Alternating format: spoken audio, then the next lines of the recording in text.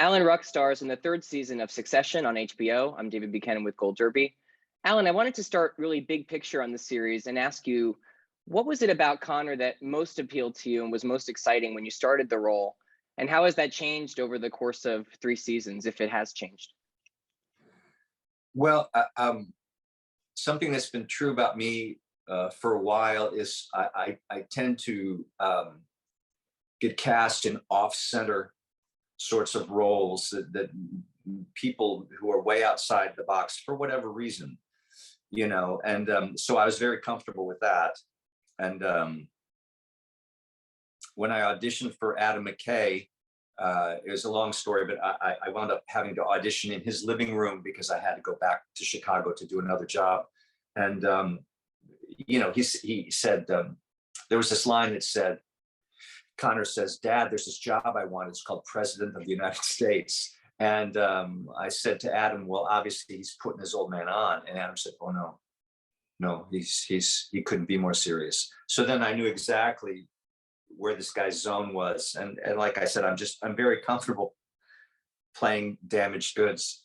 So that was, I just felt like I was putting on an old sweater or something, And then in terms of the way it's changed, it hasn't really changed. It's just sort of like the volume has been turned up on everybody's psycho-emotional states of being. So it's a play. It's the best writing I've ever encountered. They're the best writers I've ever worked with. And so it's just, you can't wait to get the new script. You can't, because you just know, and you're excited to hear everybody's take on their stuff, because everybody's bringing their A game. It's really a wonderful job. Yeah, that's exactly what I wanted to ask you next, which is season 3 really kind of dials into Connor's aspirations for president, much more than I think the past seasons, which it was kind of floated and talked about, but this is really kind of his path right now. So I wanted to ask you, how do you tap into that kind of dream or delusion of grandeur for Connor? And how would you rate personally his kind of political prospects?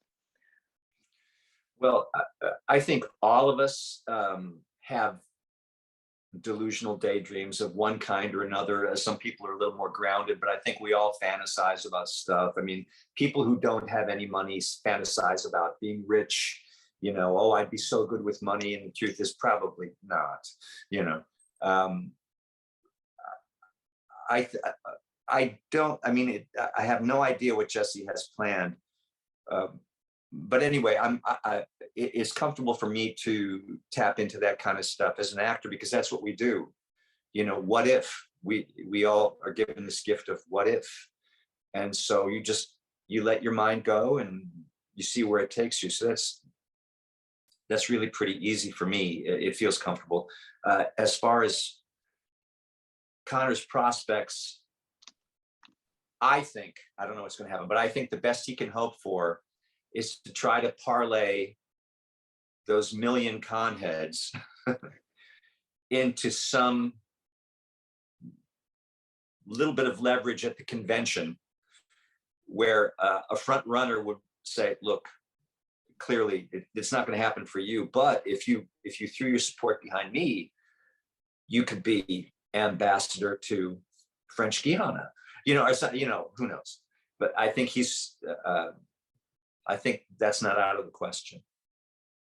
That's exciting, and sounds very potential for season 4. I wanted to ask you kind of where season 3 starts, which is this, battle between Logan and Kendall and the other siblings having to choose between, father and brother. And I love that episode where the 4 siblings are gathered together to kind of strategize. How do you think Connor feels about how it will play out, and why is he the first one to drop out when those kind of infamous donuts arrive at Kendall's apartment? Connor doesn't have a lot of, what would the word be, currency. He doesn't have a lot of arrows in his quiver when it comes to outplaying any other member of the family. we found out that he does know where some bodies are buried. He does know some things that happened in the past that people might not want to remember. But in terms of strategizing, Connor's not very good at that, right? And also, historically, he's always come down on the side of his father. When push comes to shove, he's always lined up with Pop. So the thing was, just before this happened, I asked my father for a little $100 million on the yacht, and he was like, just, well, yeah, well, we can talk about that if you stop this political nonsense, right? So he's a little down on his dad right then, and Kendall gathers us all together, and I think we're all waiting to hear the plan. And then what's really horribly apparent is there is no plan. What Kendall did with his sort of throwing our father under the bus, that was it. And he somehow, talk about delusion, felt that that would be enough to topple the old man. So when it's clear that he doesn't really have a plan, and then the old man makes us aware that he knows exactly what we're doing via the donuts, it's just like, I'm out, because you got nothing, And I mean, he's suffered decades of derision at the hands of his siblings. And so why stick around if somebody's just going to abuse you and they actually don't have any good ideas? And Pop always wins. I mean, that's it. Yeah, speaking of Pop, you have a great scene with Brian Cox in the shareholder meeting episode where Connor is trying to pitch his dad on the idea of taking over, the European arm of the business on his way to becoming president in 4 years. I just wanted to ask you about working with Brian in that scene in particular, but just, in all the scenes, because you have such an interesting and kind of complex father-son dynamic. So just talk about working with Brian Cox on building that over time. With Brian and with everyone, I mean, when we did the pilot, which is quite a while ago, everybody just kind of hit the ground running, and everybody had a really strong take on who they were and what they were supposed to be doing, and it was effortless. A lot of times you show up in these situations and it's like you and I would be cast as best friends. And then I've never met you. And then you have to sort of create an instant relationship. And sometimes it's not so easy, but that wasn't the case with Brian or with really anyone else in the cast. It just felt like we had always been there. So I think casting is everything. First of all, the material is beautiful, and then they just cast it really well, and everybody kind of knew exactly what their little niche was. So and then I wish, I've had some scenes with Brian over these seasons. I had a fun scene with him in the very first season before we did the Wreckney ball. We're riding in the car together, and I'm pitching other ideas about how I'd like to step up. And he's like, well, let's see how you do with this, and then we can talk about it. I think Logan, not Brian, but I think Logan carries some guilt about Connor, because he ditched Connor's mother when Connor was maybe 8 or 9 years old. And really, Connor didn't see his father for about 3 years. So he was just sort of pushed to the side. Logan started this new life with Caroline and produced the Golden Trio, and, went on to bigger and better things. And I'm sure that, Connor has been very well taken care of in terms of investments and monetary gifts and all that. Money was never an issue, but he just wasn't around. And so I think Logan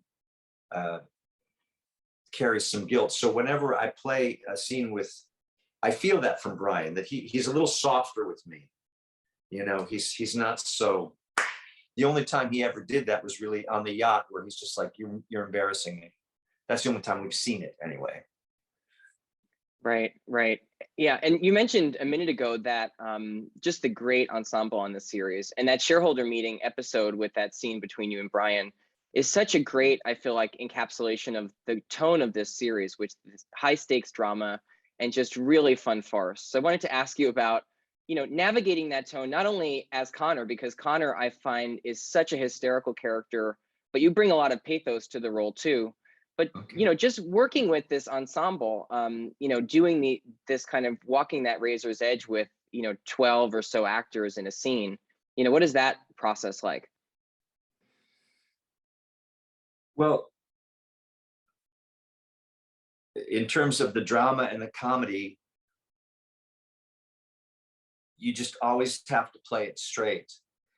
They give me these insane, inane things to say. It's a really, he's got a squirrely inner life. They give me the craziest things to say. And I think it's true with all of us. We don't, it's the best kind of comedy. It's comedy of character. And these people who sort of on paper have everything anyone could ever wish for, and they're just disasters, and they're self-destructive. And I think that's what's really funny about it, and fun to watch, because it's fun to watch billionaires eat each other alive. But I think you just always have to play it straight, and what's ever funny will surface. The comedy will find its way out. Yeah. Right. One of the smaller things of the season for your character that I really appreciate are these few moments where we hear about how Connor really kind of stepped in for Logan as a father figure for for his three half siblings. We have a few moments that, Roman mentions it, and then, there's that kind of moment at Kendall's birthday party that really hits Connor, and he brings up, how he used to care for them. So I just wanted to ask you, how much of that backstory have you filled in for yourself, and how does that kind of inform how you play your scenes with, those three, if it's, is that kind of in the back of your mind as you're, interacting with them? Well, like that little bit of information, obviously we found out about that just in those 2 episodes, or I can't remember if it was the same episode, but anyway, that I had taken them on that camping trip because the old man was too busy, right?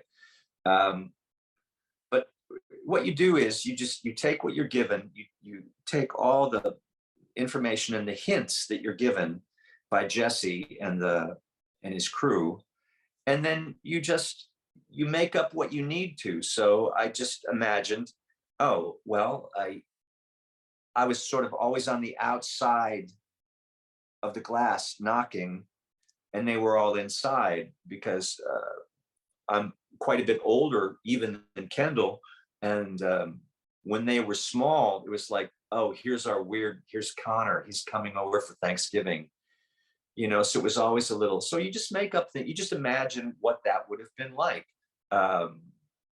We've been given the hints that my mother had some serious mental challenges, and she was self-medicating. She was in and out of institutions. This boy didn't really have a happy childhood. He had this sort of golden moment with his kingly dad, and then Pop left, and he was left for about 10 years with this woman who was just ill. So he was in and out of boarding schools. He would occasionally see the other three, who would just tease him mercilessly.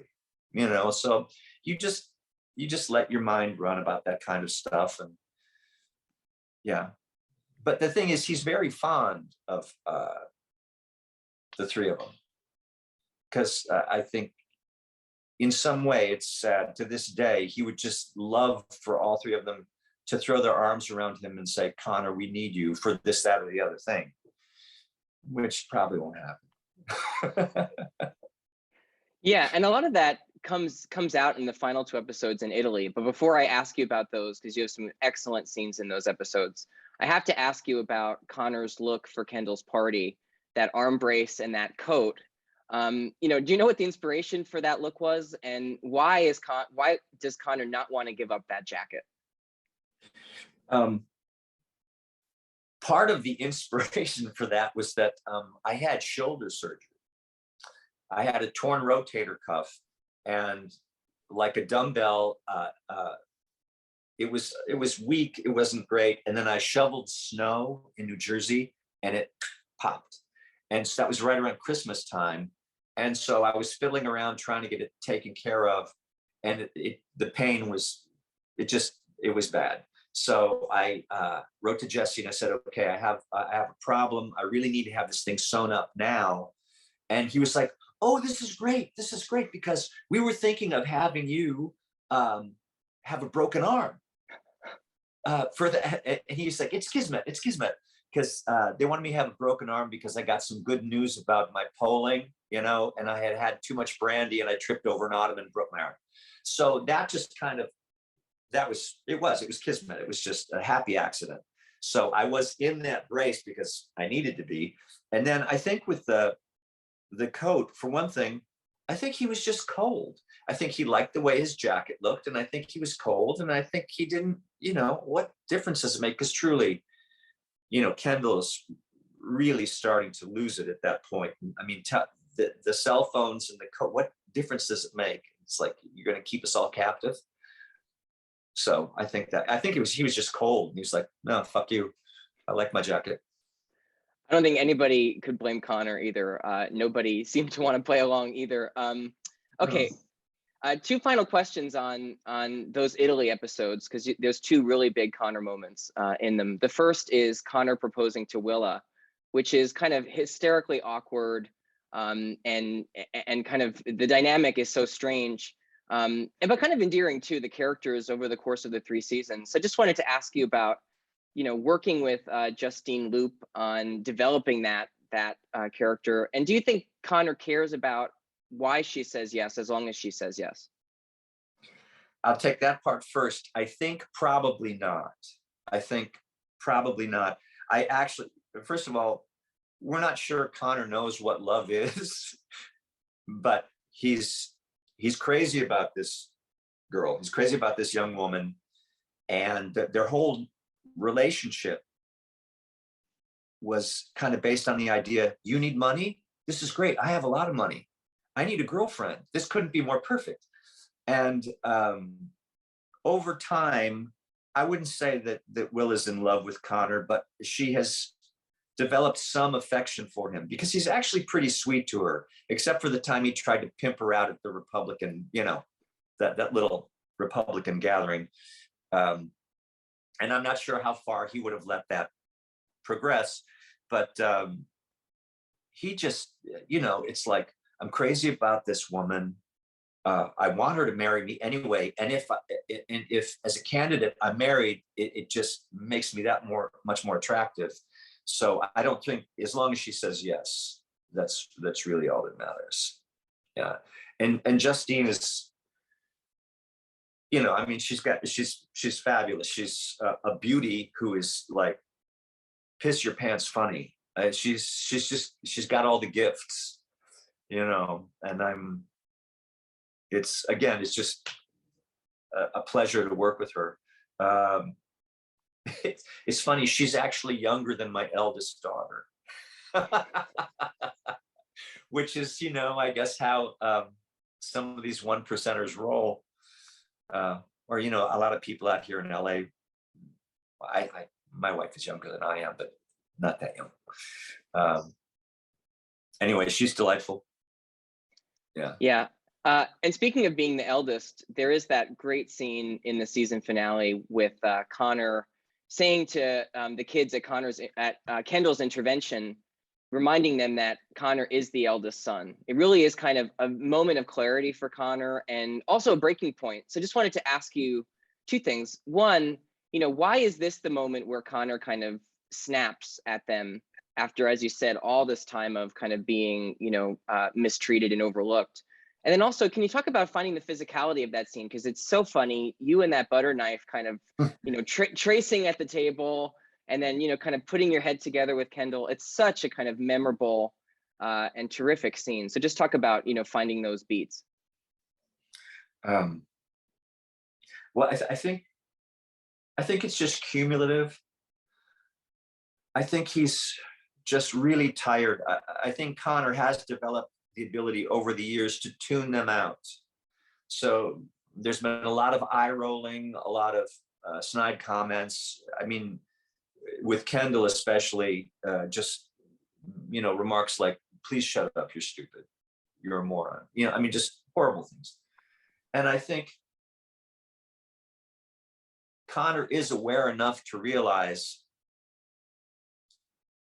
for all their supposed cerebral advantages, they fuck up left and right. They're not accomplishing much of anything. They just talk a lot. I mean, it's like, why do they think they're so bright? Because they can't stop talking. So I think he's just had enough. And I mean, it'd be one thing if they were talking like this and I wasn't sitting right there, but they're ignoring me and dismissing me while I'm right there. And I just think he's had enough. I mean, it's 30 years of this crap, you know. And then the other thing, Jesse had written, it was supposed to be a wooden table, and he was going to have me take a steak knife or something quite sharp and like start carving the table. And then he thought, no, maybe that's too far.